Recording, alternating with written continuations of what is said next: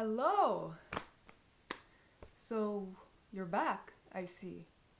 Thank you so much for returning if you are a returning viewer, and if you're a new viewer, welcome! Welcome to my channel where I talk about anything and do anything, I guess.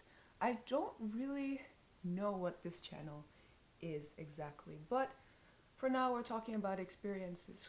Who knows what my next video is going to be actually. I'm still trying to decide what I want the next video to be, but you're not here for that, okay?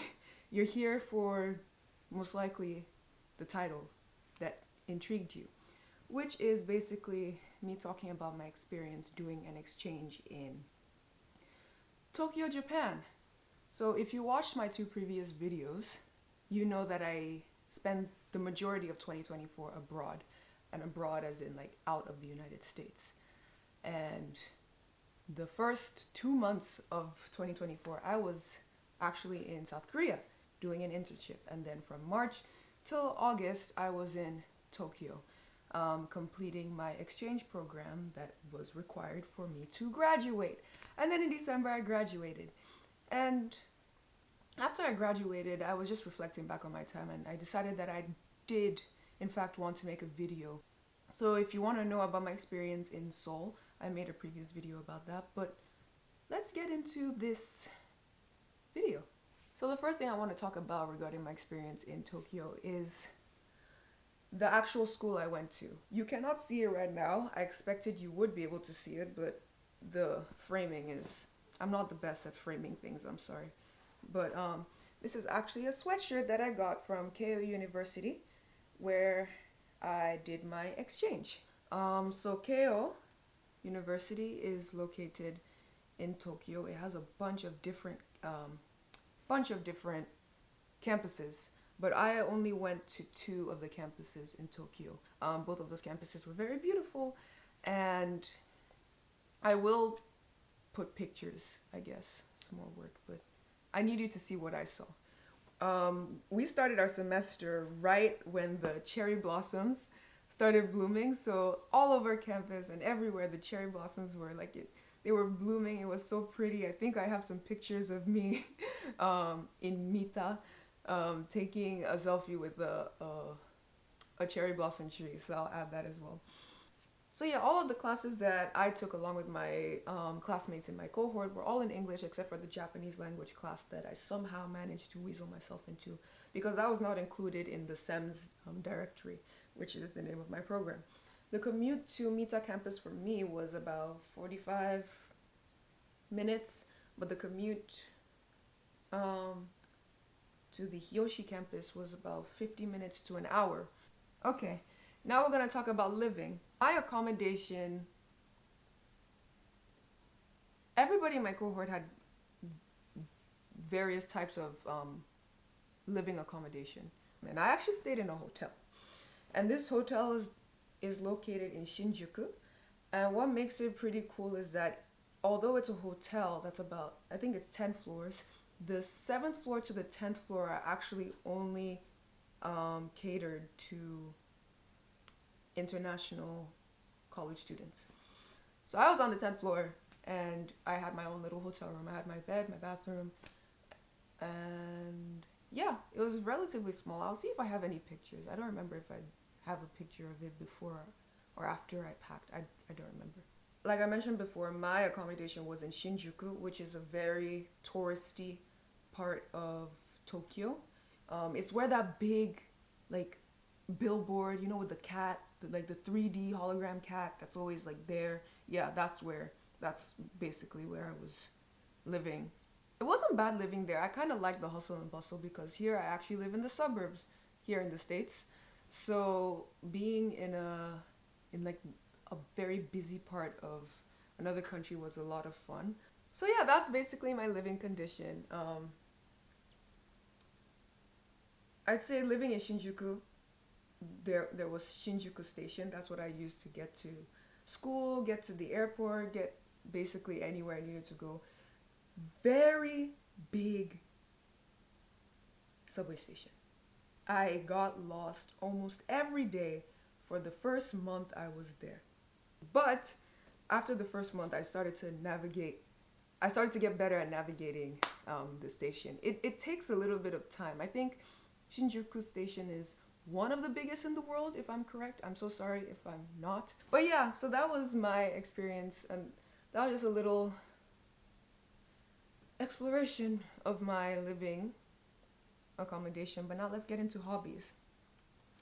So, across the street from my accommodation was one of many dance studios in Tokyo. And if you know, you know. It's called Noah Dance Academy. It's basically like a chain. It's a big dance academy. And there is a studio in virtually every borough in Tokyo. The one that I went to, this building had 8 floors of dance studios. The one in Shinjuku. And they had classes on a rotation. They were constantly having different classes, hip hop, jazz. They were churning out performers. So I joined. If you ever sign up to take a dance class at Noah Dance Academy, specifically hip hop, just know that the levels are not true to their name. I'm pretty sure they had 5 levels.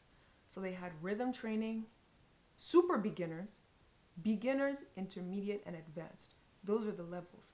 I had some dance experience before I even went to Japan. So I assumed that, I'm intermediate. When I went to get a membership, I told the woman at the desk, I would like to take the intermediate class because I think I'm intermediate. I didn't even say beginners. I said intermediate. That's how much confidence I had in myself.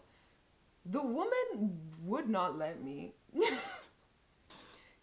But in Japanese language, they're not just gonna be like, no, you can't take that class. So she was kind of trying to steer me into not taking it. She was like, are you sure you want to take intermediate? I really think you should try rhythm training. I was like, but I have experience. She's like, I understand, but I think because it's your first time here, you should try rhythm training. I was like, can I at least just try beginners? She said, okay. So I signed, I paid for the class, I went in. I was humiliated. Oh, I was humiliated. I had kids wiping the floor with me. I had grandmas wiping the floor with me. Beginners hip hop is not beginners at all. I've taken dance classes here in the States. The ones in Japan, Noah's dance classes are not dance classes. It is Black Widow training. You are in the red room. So I took the class. Well, I didn't even take the class, really. The class took me and wiped the floor with me. But afterwards, I walked out and I said, I would like to take rhythm training next time. And she was like, yeah, wakatta. She said, yeah, I know. So, what did I do right after I completely bombed my first day in Noah Dance Academy? I bought a membership. And I kept going religiously because I want to be able to dance and I wanted to be able to perform and build up my tolerance to hard choreo so that when I start releasing like music and dance songs that I can actually keep up with them. So I kept going and I went around 5 to 8 times a week. They had as many as 12 classes a day. Every day. I started in rhythm training and worked my way up to beginners. So I had rhythm training and I was like, okay, I understand. I went to super beginners. Don't forget that. That's a level. Super beginners. And then I started taking beginners classes. But yeah, I can tell you that that was actually a very prevalent a hobby of mine. That is something that I basically made my second religion after Catholicism, of course. So virtually every day I was running across the street from my accommodation to dance class and killing myself in each class. There were so many good dancers. Also, I just wanted to mention that it's very intimidating. It was very intimidating signing up for Noah because they don't speak English there. I had to go there with my Genki 1, Genki 2, Tobita knowledge and just start talking. Yep, the front desk, Japanese. All of the classes I took, the dance classes were in Japanese. The majority of dance classes I've taken in my life were in Japanese. It's weird, very weird to say. But the good news is that when it comes to dance, you don't really need to understand what they're saying. You just have to watch their bodies. I mean, it's a plus if you can understand at least a little bit of what they're saying, but you know, spoken language is dead when it comes to dance, right? Because everything else is physical. If you ever find your way to Tokyo and you see Noah dance and you say, yes, I want to take a few classes, just know you're going to have to register in Japanese, and all of the instructors speak Japanese. There's only one woman who spoke English. But she was Japanese. She spoke both languages, mainly Japanese. But whenever I went to her, she'd be like, "Hey, what's up?" I was like, "Yes, here you go." But that was 90% of what I was doing outside of class. I did some traveling. I went to Okinawa, Ishigaki. I didn't go to Kyoto, or I didn't really go. I only went to Okinawa. The rest of my time was actually dancing. Actually, I really, really took a liking to dance. I hated it the first month. I absolutely hated dancing, but I've actually grown to enjoy it now. It's torture though. Like if you're being thrown into a class that people take so like seriously, but then you start to take it seriously, and it's great. And just as a little treat, because I did record myself in these classes, here's a quick X amount of time montage of me dancing at Noah.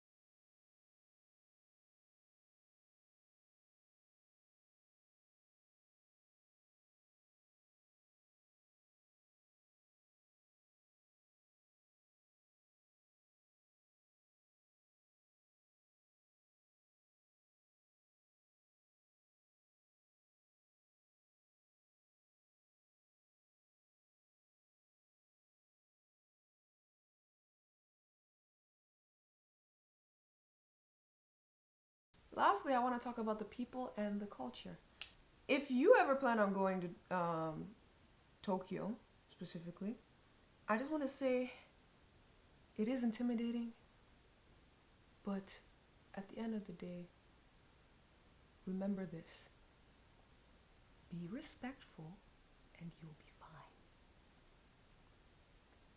I cannot count how many times I've seen foreigners in Tokyo just being the most disrespectful they can be, because I don't know why, but it feels like every international person, when they go to Tokyo, they think, just like the anime, so I can be a fool and I can act a fool and I can make everybody from wherever I came from look bad. No, just be respectful and you'll be fine. Say your pleases and your thank yous. Learn customs in Japan and learn intonation and reading between the lines when someone is talking to you, because in Japan body language is very, very important, because they could be like but their body language is like I suggest, learning about customs, learning about what specific things mean, what specific phrases mean. Don't speak on the phone in the subway. People like they're quiet there. People are going to work or they're coming from work. They don't want to hear you yell at your ex about anything. Keep your headphones on. Those are just customs that I can think of off the top of my head, but there are many more that I suggest you read up on. Something else I want to mention is you don't have to know Japanese to go there. It's definitely a perk. It's a plus. I feel like I've been treated much better than other people I know because I was able to speak my way out of things. I was able to communicate what was going on in a situation. So it was very beneficial on my part. You don't have to know Japanese to go there. I think everybody in my cohort, all of the international students, out of all of us, only I and one other person in the cohort spoke Japanese. And everybody else in the cohort, they traveled more than me, and they did just fine with Google Translate and of knowing a few things. It's always a plus if you can speak the language to some degree. But don't let that hinder you from getting out and exploring new things. This is something else I mentioned in my South Korea video, but it was talking about clubbing. I only went to a club once there. I went to more clubs in Tokyo because I had more time. And what I can say is, like, off the bat, it's more fun in Tokyo. First off, there are a lot more international people. But there are specific clubs that international people go to, like Aura, Womb. The fact that I can just mention them, that's crazy, but it doesn't matter. But yeah, there are more international people, so I think I met some of my closest friends in Tokyo clubbing.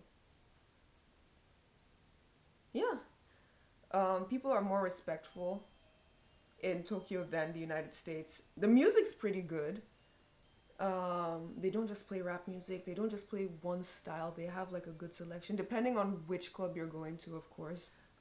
Be careful of the alcohol, because that stuff is not unlike the stuff I drank in Korea. You will lose time. You will forget things.